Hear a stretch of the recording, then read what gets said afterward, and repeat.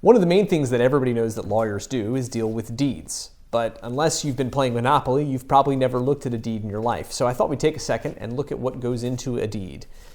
A deed is typically recorded at the courthouse in your state. Here in Pennsylvania, it's required to be recorded for it really to be effective in most cases.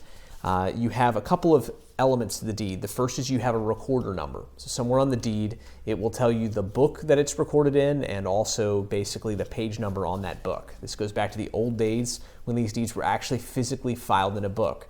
Today, most counties have a different numbering system, but many of them still use a book and page number system, even though there is no physical book anymore. In addition, the deed will have a grantor. That's the person who's giving the property to somebody else or selling that property. And the grantee, that's the buyer or the person who's receiving the gift from someone else. So seller is the grantor, buyer is the grantee, and they are somewhere at the top of the deed or on the cover on the more old-fashioned deed. Then the deed will identify the premises, and that tells you a description of the property. Most deeds will then follow with a rather long, I'm not kidding, very long, description of the property.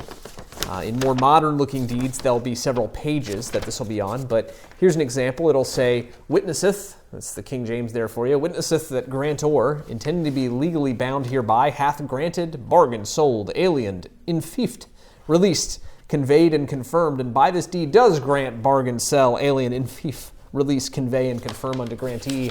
All of that plot of land described more thoroughly herein, and it'll have this language, and it says all that certain, and then it goes on to describe for several paragraphs the property. How do you describe a property? Well, it'll tell you that it runs this many meters and this many minutes, which is not a reference to time. It's an old-fashioned measurement, but that they still use in surveying, alongside the property belonging to Bob and Sherry Smith, and it goes this far down, and then at the tree or at the old barn, or this many feet down by this radial line, it cuts over this far and goes this many degrees to the southwest.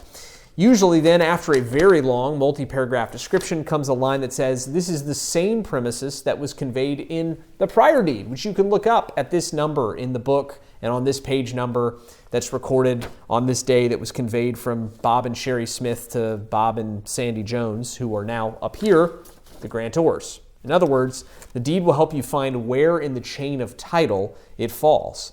This allows companies and lawyers to do title searches when you're selling or buying land. You can go back and you can see who's owned the land and make sure that the person selling it to you is the person who currently owns it.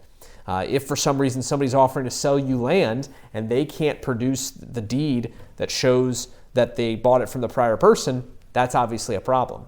This is also why deeds have to be recorded. Obviously, anybody, including me apparently, can have a deed in their office or in their house or what have you.